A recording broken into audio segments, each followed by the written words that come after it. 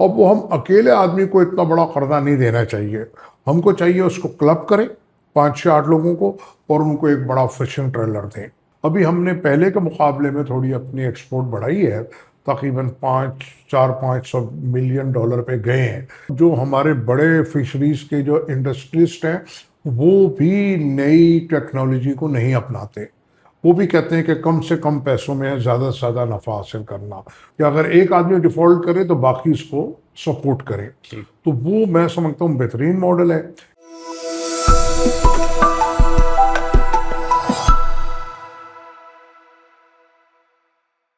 V news dot P के लिए कराची से मैं हूं वकास खान। मेरे साथ मौजूद हैं चेयरमैन फिशरीज एसोसिएशन के सदर ज़फ़र पराचा साहब। ज़फ़र साहब, गुज़िश्ता कुछ अरसे में हम बहुत सी ऐसी खबरें देख रहे हैं कि पाकिस्तान ब्लू जो इकॉनमी है उसमें बहुत आगे बढ़ रहा है।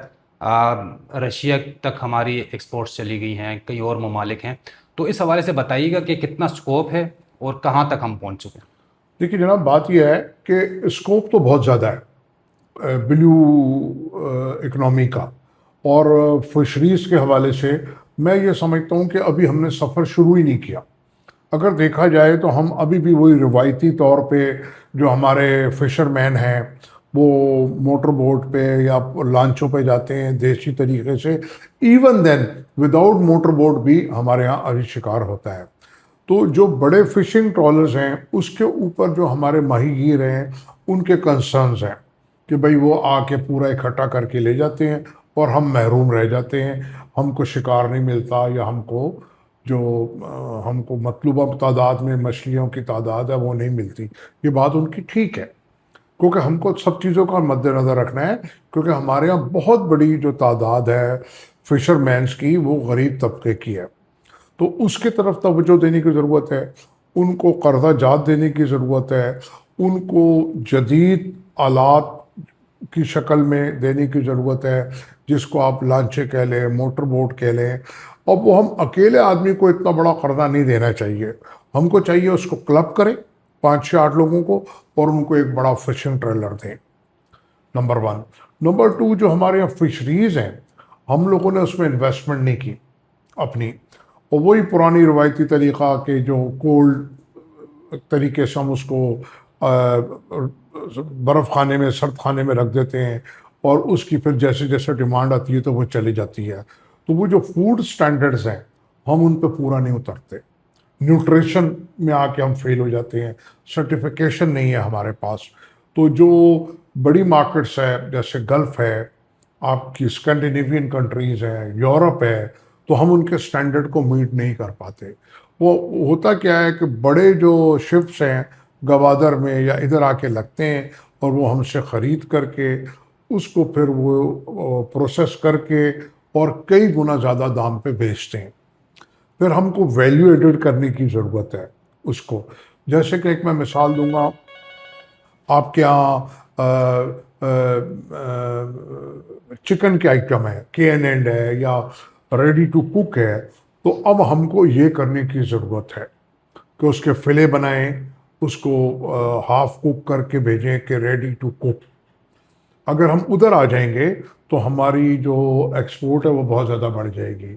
अभी हमने पहले के मुकाबले में थोड़ी अपनी एक्सपोर्ट बढ़ाई है, तकरीबन 500-400 मिलियन डॉलर पे गए हैं। लेकिन जो ब्लू इकनॉमी है दुनिया की वो 600 से 700 बिलियन डॉलर की है। तो अभी हम 0.5% पे भी नहीं खड़े। तो अगर हम इसके ऊपर तवज्जो दें, जैसे कि गवर्नमेंट ने किसी ज़माने में पोल्ट्री के ऊपर दिया, आजकल लाइव स्टॉक के ऊपर दे रहे हैं, तो ये अभी भी मैं समझता हूँ कि जो फिशरीज़ का जो सेक्टर है वो नेगलेक्टेड है दोनों तरफ से, बोथ साइड, गवर्नमेंट की तरफ से भी और जो हमारे इस फील्ड के लोग हैं वो पुराने तरीके से, देसी तरीके से, और जो हमारे बड़े फिशरीज़ के जो इंडस्ट्रिस्ट हैं वो भी नई टेक्नोलॉजी को नहीं अपनाते। वो भी कहते हैं कि कम से कम पैसों में ज़्यादा से ज़्यादा नफ़ा हासिल करना। तो जब तक आप अपने आप को अपग्रेड नहीं करेंगे तो आप मतलूबा नताइज नहीं निकाल सकते।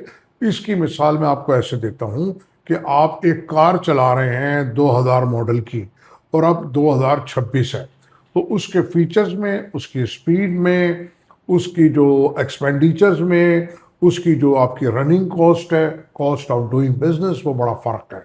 तो हमारे यहाँ तो 2000 मॉडल की भी नहीं है। अगर आप लॉन्चेस देखें हमारे यहाँ, तो वो देसी बने हुए घोड़ा एक हम कहते हैं, जो विदाउट मोटर होता है और वो हाथ से चल रहा होता है, तो वो लोग फिशिंग कर रहे होते हैं। और अब ज़माना आ गया फिशिंग ट्रॉलर्स का, बड़े का, जो टेक्नोलॉजी इतनी तेज़ है कि वो आपको बता रही होती है कि कहाँ पे मछलियों का पूरा आपको वो मिलेगा, पूरा एक बुकेट, वो आपको बताते हैं कि यहाँ पे, वो फिर वहाँ जाके फिशिंग करते हैं।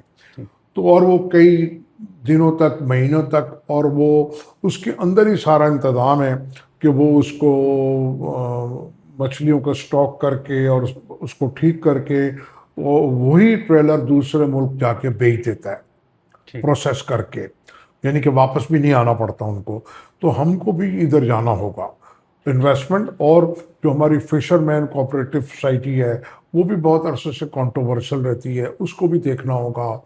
और अपनी जो हमारी लेबर है और जो हमारे छोटे छोटे मछेरे हैं, उनको भी उनकी जो लाइफस्टाइल को ऊपर लाने के लिए उनको भी सपोर्ट करना होगा। और उनके लिए बेहतरीन आइडिया ये है कि बजाय इंडिविजुअल लोन देने के, कर्जा देने के, आप उनकी एक एसोसिएशन टाइप, यानी कि 10 लोग, 15 लोग, 5 लोगों की एक क्लबिंग कर दें और क्लब करके उनको लोन दें, और वो एक दूसरे के साथ नथी हों, कि अगर एक आदमी डिफ़ॉल्ट करे तो बाकी उसको सपोर्ट करें। ठीक। तो वो मैं समझता हूँ बेहतरीन मॉडल है। ये हमारे यहाँ कई जगह, जैसे ग्रामीण बैंक है बांग्लादेश में, डॉक्टर यूनुस खान साहब का, उन्होंने भी यही चीज़ अपनाई थी। तो अब एक और हमारे यहाँ डॉक्टर अमजद साकिब साहब हैं, अखुवत वाले, उनको हमें चाहिए कि अट्रैक्ट करें इस तरफ, ठीक। ये ब्लू इकोनॉमी की तरफ, फिशरीज की तरफ। तो उनसे भी हमें बहुत हेल्प मिल सकती है, ठीक। क्योंकि वो आपको इंटरेस्ट फ्री लोन देते हैं और छोटा लोन देते हैं, और उनकी 100% रिकवरी है।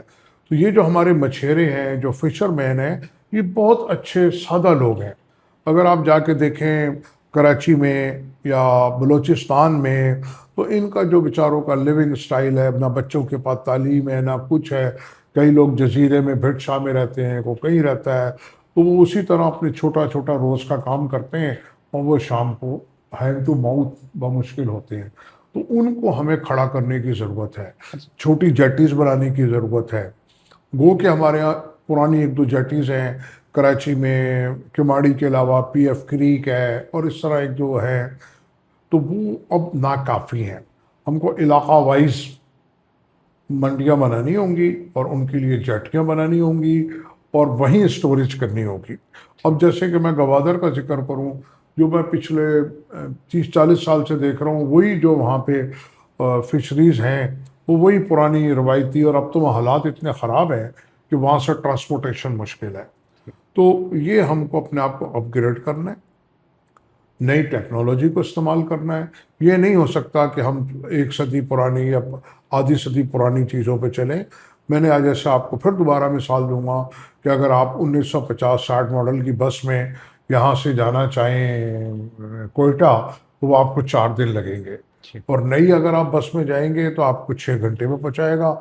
कॉस्ट ऑफ डूइंग बिजनेस भी कम होगा। अच्छा जफ़र साहब, ये बताइएगा कि कितना स्कोप है, मतलब हम कहाँ तक, किस हद तक इस ब्लू इकोनॉमी को लेकर हम जा सकते हैं और पाकिस्तान की मईशत को इससे हम सहारा दे सकते हैं?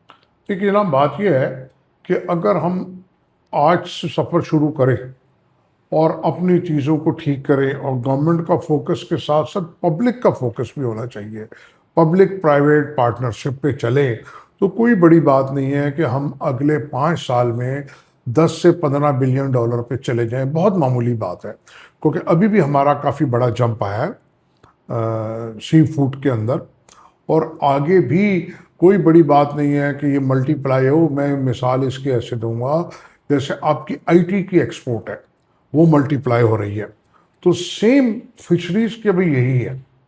ये मैंने आपसे कहा ना कि ये 600 से लेकर 700 बिलियन डॉलर की मार्केट है दुनिया में। और अपने इर्द गिर्द ममालिक को देखें हम, तो उनका साइज़ बहुत बड़ा है, हमारा साइज़ बहुत छोटा है। लेकिन हमको जो इंटरनेशनल स्टैंडर्ड को भी मीट करना होगा, ताकि हमारी उनकी सर्टिफिकेशन भी लेनी होगी।